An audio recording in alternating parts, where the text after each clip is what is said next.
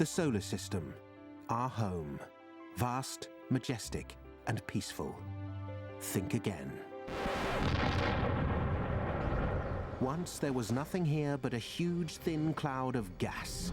How did we get from this to this? When we look out there, we're really looking for our own origins, what happened to us. Piecing together our system's history suggests a wildly chaotic birth. It's almost like a planetary pinball game. These are exquisitely violent events. It's the ultimate survival story. The formation of our solar system.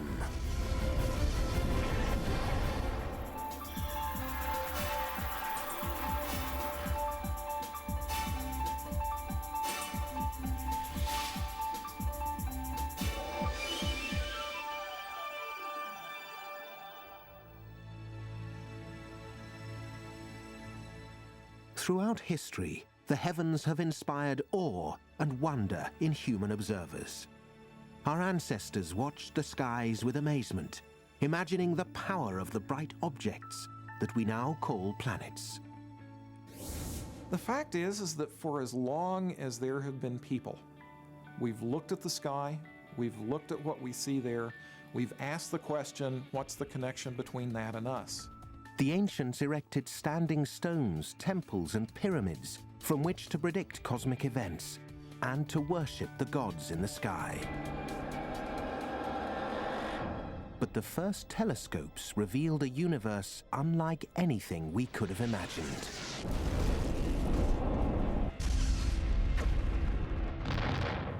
We began to see what was really out there.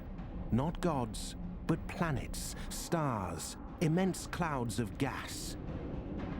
In 1755, German scientist and philosopher Immanuel Kant turned his attention to these huge clouds, or nebulae, and in the process came up with one of the first modern theories of how the solar system formed. All of these beautiful clouds in interstellar space have turned out to be very important. It's where stars are born, it's where planets form. Kant's key idea was that nebulae could collapse in and condense into planets and stars. It's known as the nebula theory. 250 years later, Kant's theories still help to explain the birth of our solar system. Today, new observations are revealing how the sun, planets, and moons of our solar system took shape. Scientists like Professor Jeff Hester are solving many of the long-standing mysteries of the formation process. We now have answers to questions that people have asked themselves for as long as there have been people. And it changes the way that we think about ourselves. Dr. Michelle Thaler is an astronomer working with NASA's Spitzer Space Telescope. It's the fourth and last satellite of NASA's Great Observatory program, and it gives scientists a totally new view of the universe. What's happening now in astronomy is we're finally seeing the universe as it really is, not just as humans perceive it. One way to establish how our solar system forms is to watch other distant systems take shape. But if Kant was right and new solar systems form deep within clouds of interstellar gas, we might never see this happening. Our own senses, what the human eye can see, turns out not to be the whole story. There's so much more out there that the humans just don't have the capability to see naturally. Objects emit infrared radiation. Infrared has a longer wavelength than visible light, so is not scattered by dust. Conventional telescopes that use visible light cannot see inside a dusty nebula, but infrared sensors on board Spitzer can. The same principle is used by firefighters.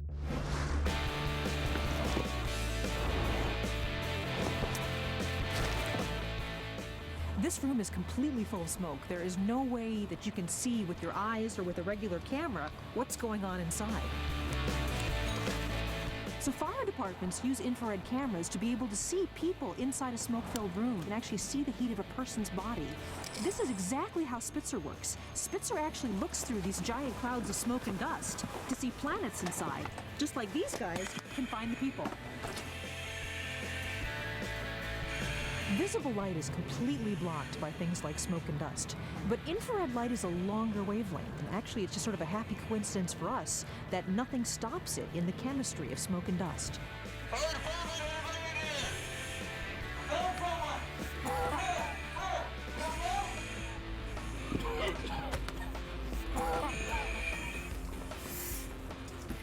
I think you really get a sense now that we're able to see where we've never seen before using the Spitzer Space Telescope.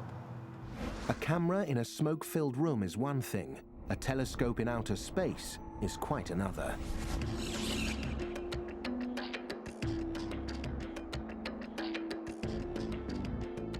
On the ground in 2003, Balla and her colleagues wait anxiously for Spitzer's first data. At stake is a unique view of the origins of our own solar system. Literally, no one had ever seen what the universe looks like in that type of light.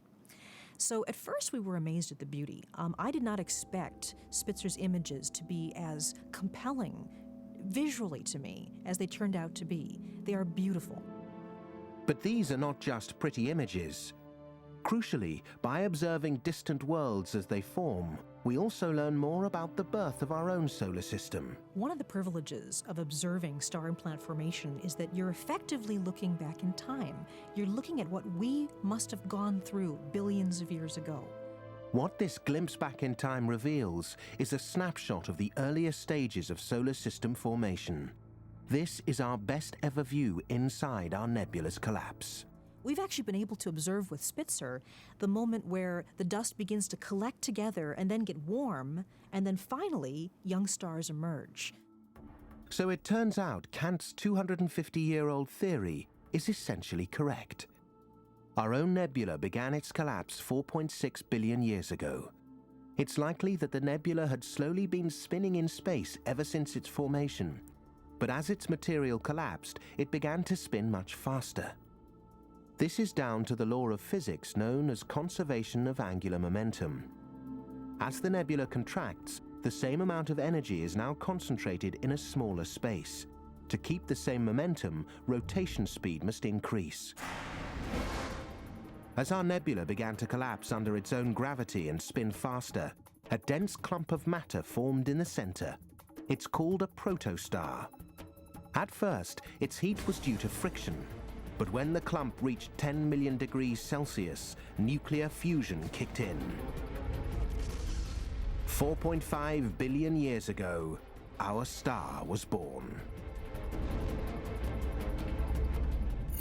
Hydrogen atoms fuse together to form helium, and in the process release photons. It's the first light made by our sun, and it will keep on shining for 4 billion years. A vast nuclear furnace nearly 1 million miles across. From a distance, this process seems almost peaceful, with the sun's power gently radiating out into the early solar system. There was all sorts of activity going on. Things were changing rapidly, violence, explosions, intense radiation. We had a pretty spectacular origin, I think. Recent research suggests the solar system's birth was far from peaceful. Our sun may in fact have been born out of one of the most violent events in the cosmos, the explosive death of another star. And even before that, it seems there was an explosion so huge that it created an entire universe, the Big Bang. No one knows what caused it, but we think that the Bang created space, time, and all the matter in the universe. Yet for astrophysicists such as Professor Stan Worsley, there's a puzzle. The Big Bang produced almost none of the 88 naturally occurring chemical elements. When we look around, we don't just see hydrogen and helium. We see planets and people, and we're made out of carbon and oxygen, and planets are made out of iron and silicon. And that didn't all come from the Big Bang. It had to come from somewhere else. Here on Earth, we have learned how to create new elements for ourselves, nuclear technology. The same thing happens inside stars. Hydrogen and helium from the Big Bang fuse to form heavier elements. And if the star's big enough, at the end of its life, it does something spectacular. It explodes. The energy of a supernova explosion is essentially equal to all of the energy that the sun will put out in its 10 billion year lifetime. And yet the supernova delivers this in less than a day and then expands for a few months afterwards. As it expands, it's as bright as an entire galaxy. It's as bright as a billion suns. Extreme nuclear processes within the dying star fuse the elements the star created in life to make heavier elements. As the star explodes, it blasts these into space. In its death, it creates the essential elements for making planets and life elsewhere. It spews the products of millions of years of nuclear reactions out into the gas in between the stars. This is the basis for some of the clouds that eventually form new stars. Yet they're spread so thin that it's difficult to know what triggers a cloud like this to collapse. The best way to find out is to examine the material that once made up the cloud. And that means examining the two oldest types of material in the solar system: asteroids and comets. But first, scientists need to bring back a sample from outer space.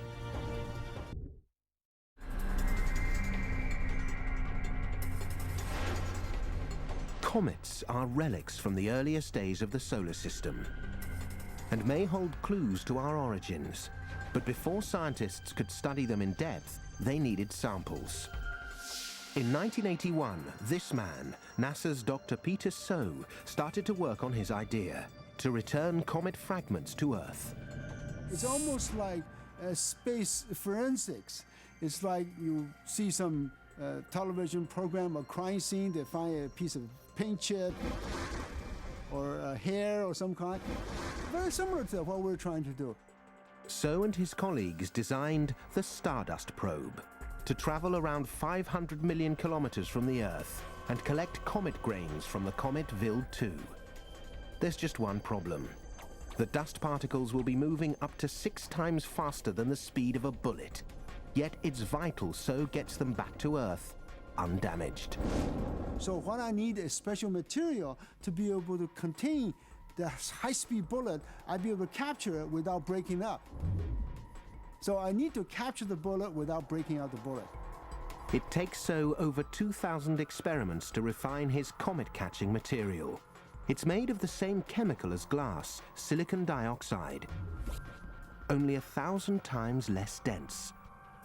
So calls it smooth gradient silica aerogel. If anything can stop comet grains, it's this stuff. With aerogel capture cells on board, the probe is good to launch.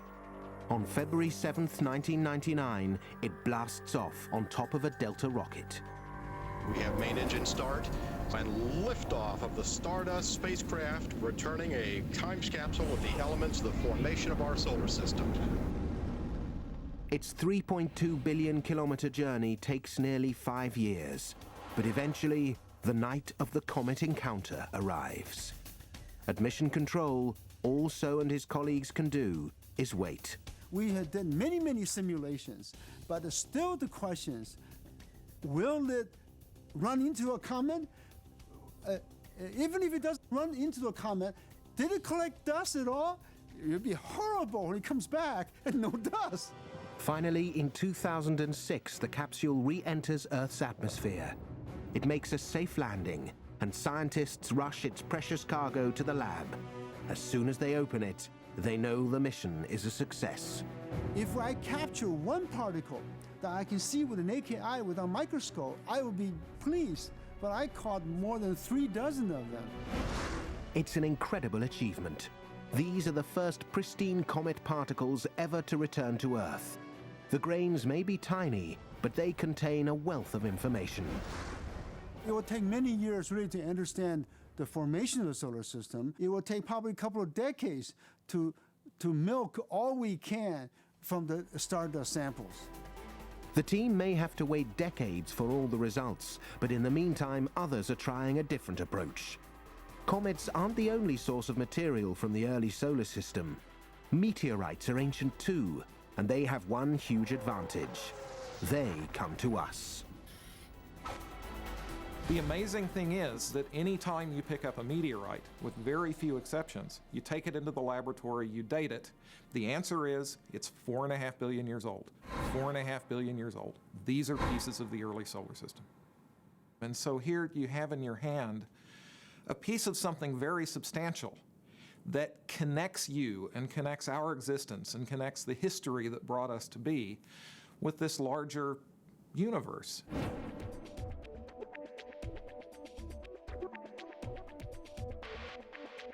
After extensive analysis, Hester's team discover unstable isotopes of iron-60 locked inside the meteorites. It's totally unexpected.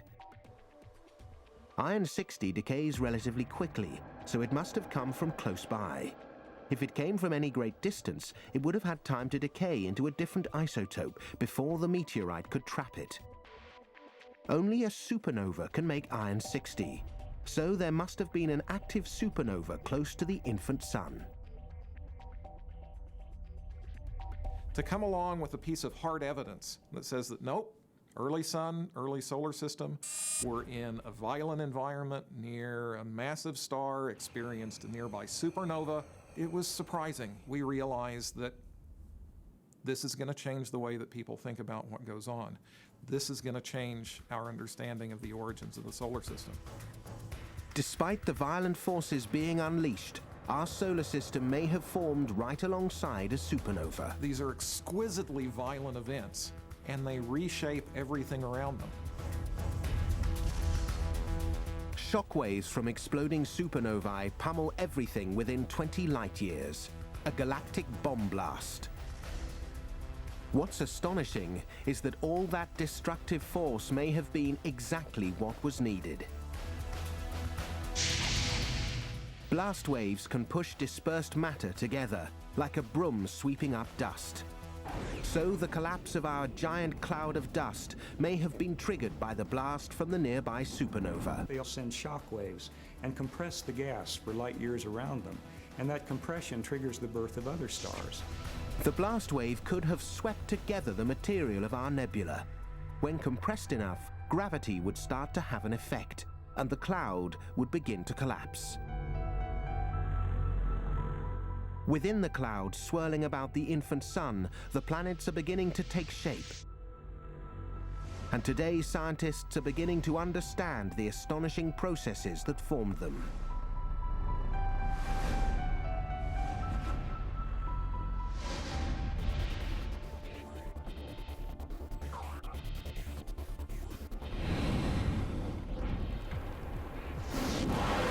For years, the process of planetary formation has puzzled scientists. Some astronomers now believe planets grow within the disk of gas particles surrounding a newborn sun. But this material is spread too thin for gravity to pull it into clumps. Then, in 2003, some informal experiments on board the International Space Station shed some light on this long-standing mystery.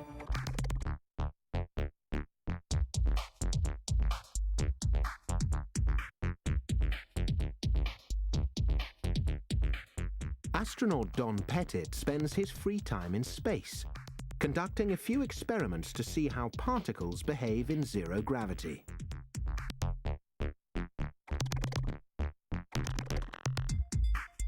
He takes different grains such as coffee, sugar, and salt, places them in pouches, and watches as they begin to attach to each other. He realizes that the friction between them as they rub together inside the pouches is creating an electrostatic charge that pulls particles together and forms them into clumps. The same electrostatic charges would have been created if the experiment were carried out on Earth. But on Earth, the far stronger force of gravity would have made it impossible to observe the same results. Pettit and his colleagues realized that what they're seeing in the zero-gravity conditions of the space station would have also occurred in the zero-gravity environment of the early solar system. The particles in the protoplanetary disk may somehow get charged and attract each other. It's a process known to planetary scientists such as Jack Lissauer as accretion. We see signs of accretion in our daily lives. Raindrops condensed as very, very tiny droplets around small little pieces of dust, and they collide with one another as they fall in much the same way that grains collide in the solar nebula and accrete into bigger objects. Once the clumps reach the size of mountains, they exert a significant gravitational force. It's more powerful than the electrostatic force, so the whole process accelerates fast. In about 1 million years, the clumps can grow into larger planetesimals, or pieces of planets, and can keep on growing into full-size planets. Gravity keeps these planets locked into their orbits around the Sun. Traditionally understood as a mysterious pulling force, since Einstein, scientists have a new understanding of gravity.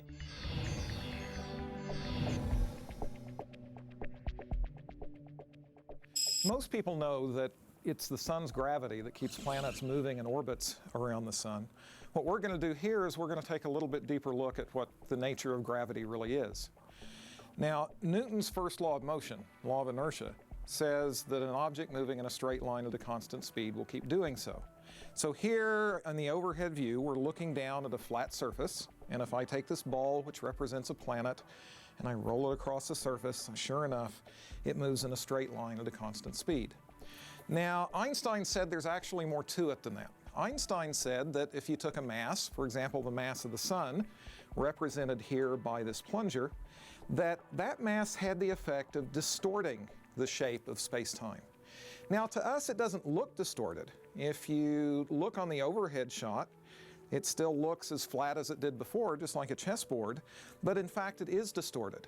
And so now when I take my planet and I move it through this distorted space-time, it tries to follow a straight line, but there's no straight line available for it to follow. And so instead what it winds up doing is it winds up moving around the central object on an orbit. It's that effect of that curved space-time that we usually call gravity. Gravity exerts an equal force in every direction, so its effect is always to attract matter evenly towards the center of a body.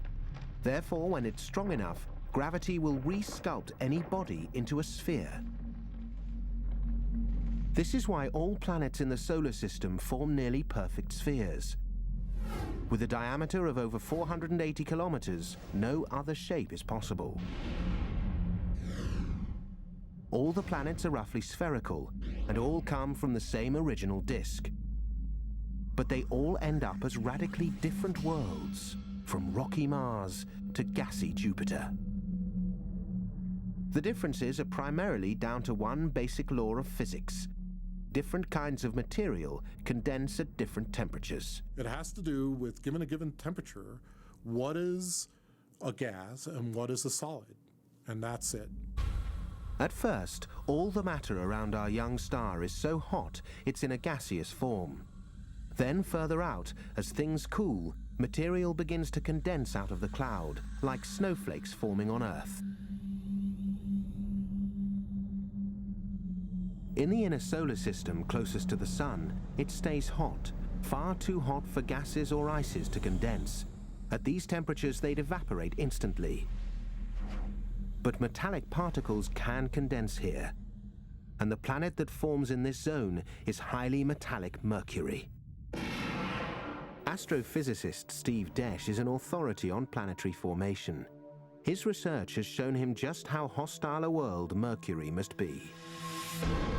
It has no atmosphere, it has no oceans, it's just rock. And the part that faces the sun tends to get hot enough to melt lead, for example. It's many hundreds of degrees Fahrenheit. The fierce heat is thanks to Mercury's proximity to the Sun. It's almost 3 times closer than the Earth.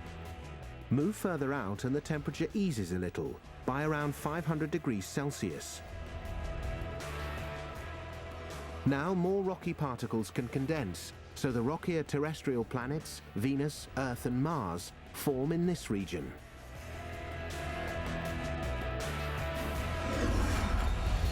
Since Venus orbits around 50 million kilometers further from the Sun than Mercury, we could expect it to be a more hospitable place. Venus is probably the closest thing we have in the solar system to your conception of hell. The pressures are immense, the temperatures are high, and it rains sulfuric acid.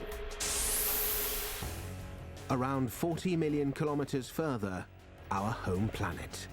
The Earth has been nicknamed the Goldilocks planet. It's not too hot, it's not too cold. It's orbiting at just the right distance from the Sun, and that makes it very conducive to life.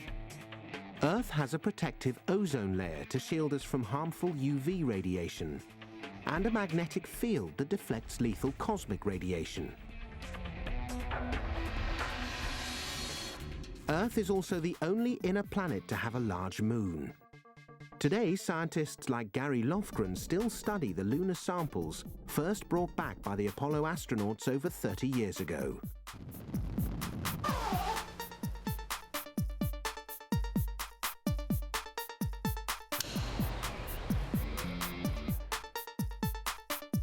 Lofgren works in the secure lunar storage facility, where NASA keeps most of the 380 kilos of rock brought back from the moon. For years now, scientists have been studying the samples to discover how the moon and the wider solar system may have been formed. It's an invaluable resource for geologists, and the Apollo astronauts made it a top priority to bring samples back, even if it meant ignoring orders. Neil Armstrong personally made sure that we got a bunch of rocks by basically sort of disobeying the rules, as I understand it, and he kind of snuck out of the view of the TV camera, which he wasn't supposed to do, and filled up a box full of rocks. When the samples are analyzed back in the lab, they soon give up some surprising information. We found out quickly that the chemistry was very different from the Earth, and it wasn't the kind of chemistry we expected from our previous ideas about the formation of the moon. The lunar rocks, and therefore the moon itself, turn out to be younger than previously thought. All the theories we thought of before we went there kind of went out the window really quick. And it took a few years before good ideas began to come forth. According to nebular theory, there should not be enough of the right material left over from planetary formation for moons to form in the inner solar system. It remained a scientific conundrum until, after decades of painstaking work, scientists came up with a new theory. A violent and devastating scenario that involved the Earth experiencing a head-on interplanetary smash.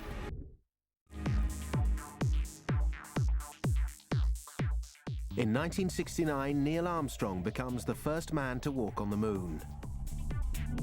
Only when the Apollo astronauts bring back lunar samples are scientists finally able to understand how our moon may have formed.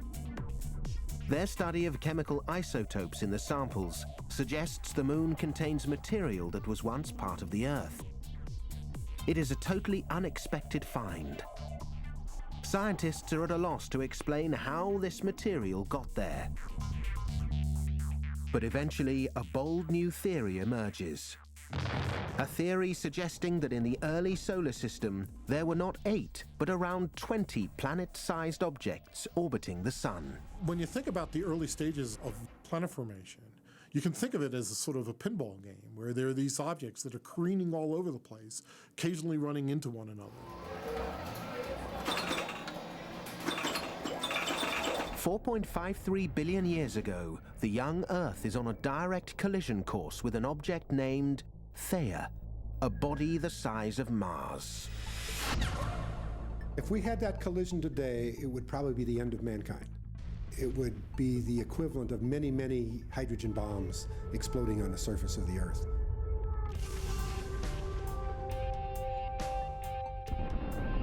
It's a world-shattering impact, blasting material with such force that billions of tons of rock escape Earth's gravity and eject into space.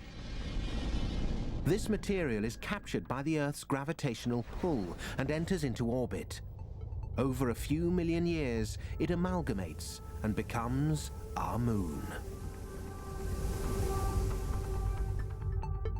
The collision is further evidence of a violent early solar system, a period when countless bodies followed chaotic orbits. Often they'd wreak havoc, but some objects became permanent features of our system. The two Martian satellites, for example, Phobos and Deimos, are both believed to be former asteroids captured by the gravity of Mars. These two moons are relatively tiny. Even the larger body, Phobos, is just 1/10 the size of our moon. Although Mars itself is only 1/3 the size of Earth, it has some of the most extraordinary features in the solar system. Mars is a spectacular planet, a geologist's wonderland. For example, it has the solar system's largest canyon, Valles Marineris, which has side tributaries which would dwarf the Grand Canyon on Earth. It's about the length of the United States.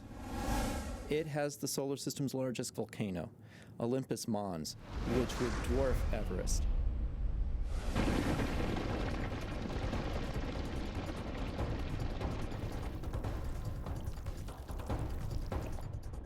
Mars is the last of the 4 inner terrestrial planets, the rocky bodies orbiting inside the asteroid belt.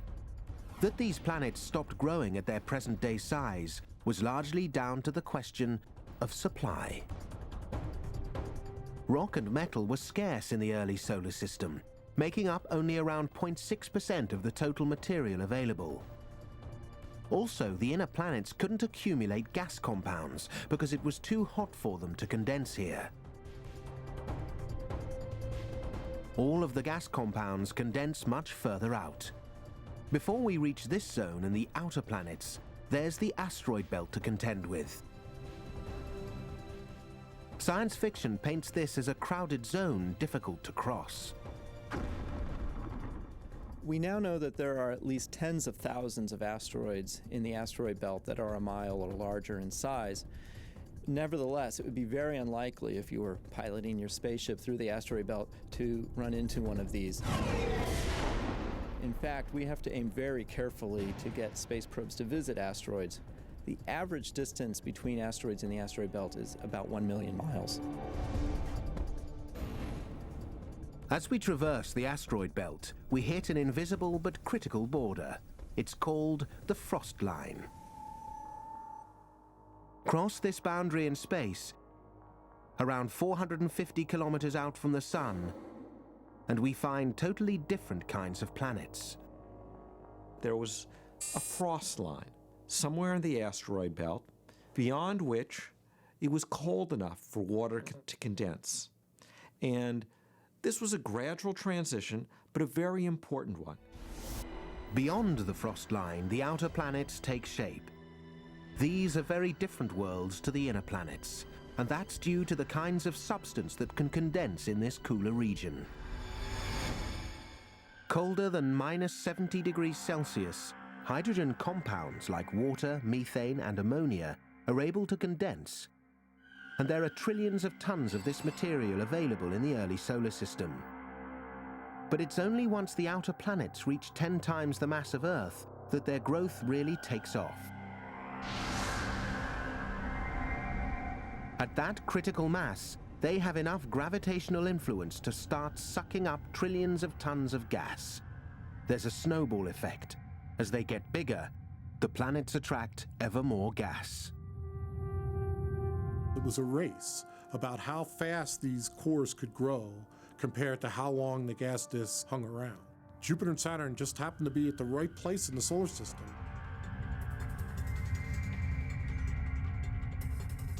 They quickly become gigantic superplanets. And since gas now makes up 90% of their mass, they're also known as the gas giants. Largest by far is Jupiter. This giant planet has a mass of over 300 times that of Earth, while its volume is more than 1,000 times greater. According to Hal Leveson, we're fortunate that Jupiter did reach this size. The planet's gravity is so powerful, it often changes the trajectory of comets that could otherwise enter the inner solar system. Jupiter actually plays the role of a protective big brother that protects us from the hostile environment that exists beyond its orbit. And in particular, there are a lot of these small icy comets that could come in and hit us, that Jupiter deflects away, throwing them out of the solar system. Saturn is the second largest planet in the solar system. It turns out we're lucky it never got any bigger. According to our simulations, if you have two planets the size of Jupiter in one solar system, they will eventually knock out all the other planets. Now, we were close. Saturn is not that much smaller than Jupiter, so we were right on the border of being a stable solar system. Had Saturn been a little bit bigger, we probably wouldn't be here talking about it. It's a terrifying thought. The gravity of a larger Saturn acting in concert with Jupiter could have sucked in and destroyed all the smaller planets. Thankfully, Saturn never follows this fateful path. Instead, it grows into one of the crowning glories of our solar system. Whenever I show people planets in my telescope, I always save Saturn for last. It's beautiful, it's so stunning. It's definitely a gorgeous planet because of its large rings. The rings are made up of billions of fragments. These fragments continually grow and disintegrate due to the conflicting gravitational forces of Saturn and its moons.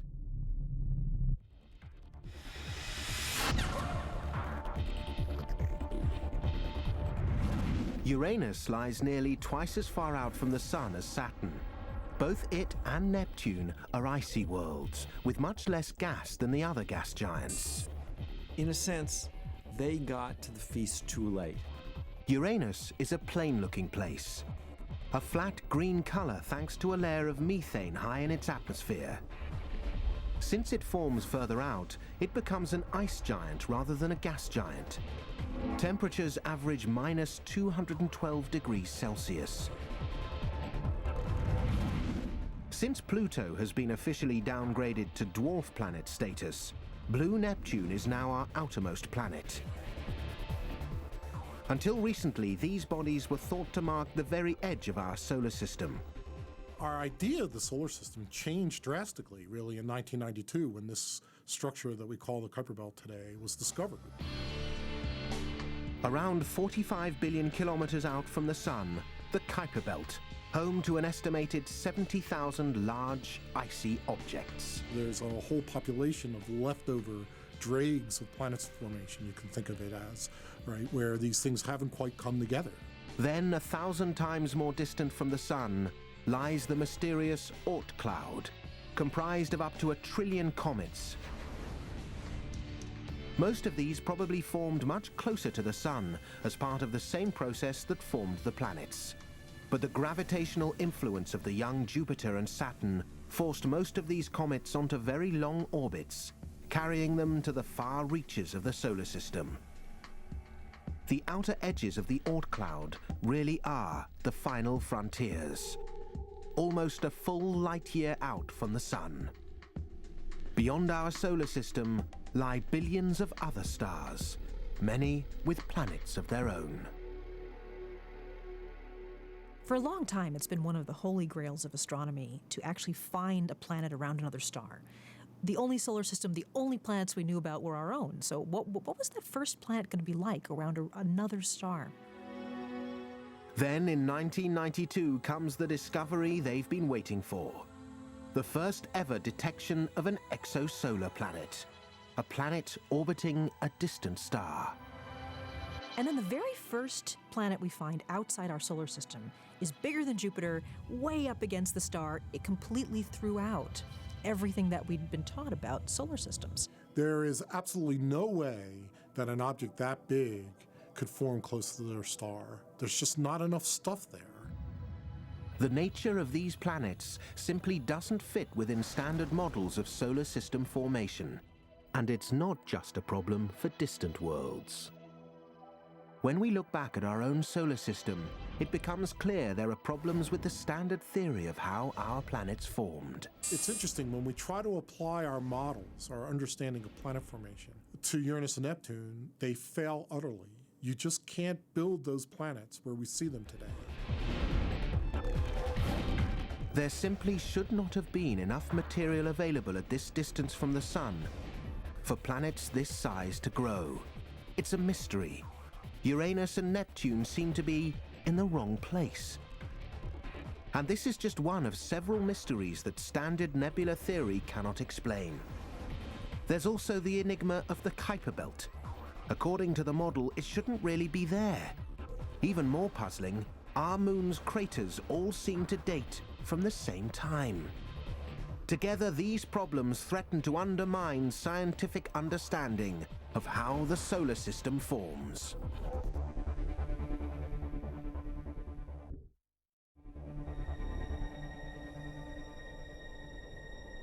The moon may be our closest neighbor, but it still harbors secrets. With no substantial atmosphere or weather, the lunar landscape experiences little change. So it was believed that one impact strike every few thousand years would be enough to explain its cratered surface. But then the Apollo missions brought back lunar rock samples, including cratered debris thrown out by ancient impacts. And these samples tell a very different story. It became clear as we studied the moon that a large number of the impact craters formed around 3.9 billion years ago. And clearly there was a high concentration of impacts on the moon during that time. Lunar geologists use radiometric dating to assess the age of the samples. It came as a big surprise to find out that a high proportion of moon craters formed during one relatively brief period of bombardment. Dr. David Kring is an expert on this phase, known as the Late Heavy Bombardment, or lunar cataclysm. This evidence from the moon is actually telling us something about the entire origin and architecture of the solar system and how it evolved. Tens of thousands of large meteorites must have hit the moon during the lunar cataclysm. Earth, too, must have taken a pounding. Today, only younger craters, like this 20,000 to 50,000-year-old example in Arizona, remain on Earth. Most older craters have disappeared, but 3.5 billion years back, there'd be no chance of missing them. We're talking about 20 to 40,000 impact craters that would have had enough energy to change global conditions. Where could such a vast number of impact objects come from? Within the impact craters, we have chemical traces of the objects that produce them, and those point to the asteroid belt. It seems to match. The objects that once hit the moon are chemically consistent with the rocks found in the asteroid belt. So this is almost certainly where they came from. But today, most asteroids are in stable orbits. There's nothing obvious that could force thousands of them out of the asteroid belt and into the inner solar system. So for decades, the bombardment was a scientific puzzle. In 2004, Hal Levinson had a eureka moment. Working with an international team, he came up with a new model of solar system formation. It's like a light going off. You sit in your office and you say, I've solved this problem people have been working on for decades, and I'm the only one in human history that understands this little part of the problem we're trying to solve. Levinson's idea assumes that the planets might have formed in very different orbits and then moved. Most scientists had believed the solar system was stable and relatively predictable, but many experts now believe this is totally wrong. This flies in the face of conventional wisdom. Astronomers probably always thought the planets formed where we find them today. These new numerical simulations, which show that they migrated a substantial amount and even had close encounters that caused them to switch their order, is startling and new. In Levinson's simulations, Jupiter and Saturn tugged on each other whenever their orbits came closest together, but overall these pulls cancelled out. Only when Jupiter circled the Sun exactly twice, for every time Saturn circled once, did something dramatic seem to occur. It's called a 2-to-1 resonance, and it happened 3.9 billion years ago. And that configuration actually makes the planets jiggle with one another. They perturb one another. Instead of cancelling out, the two planets' gravitational tugs then work in the same direction. To Levinson, it's just like pushing a swing. Each well-timed push nudges the swing higher. For Jupiter and Saturn, each gravitational nudge stretched their orbits until they reached their present-day patterns. But the process had a fateful impact on other planets. Uranus and Neptune can't stand that at all, and they just go totally bonkers. The orbits cross one another, they gravitationally get close to one another. One of them gets thrown out, the other one gets thrown in. They rattle around off the Jupiter and Saturn. According to the theory, Uranus and Neptune may even switch places, ripping surrounding swarms of asteroids out of their orbits. It's a recipe for disaster. Some asteroids are thrown out into space, while others are pushed into the sun. Thousands slam into the inner planets and Earth's moon. It sounds like an improbably chaotic transformation, but the evidence now suggests this did happen. It could never happen today. Jupiter and Saturn are now too far apart, but this event may have been a key moment in the formation of our solar system. But the really incredible thing is that it could so easily have turned out very, very different. You could have the wrong type of star. You could have too many giant planets. There are many ways things can go wrong. And we're right there on that thin, lucky line of existence. Instead of the diverse solar system we now see, we could have remained forever as ashes, gas, and dust. And what of our future? 5 billion years from now, as our sun runs out of fuel, it will expand, consuming some of the inner planets. Other planets may survive as ghost worlds, still orbiting their dead sun. There will be no life of any kind. But for now, we're lucky to be alive.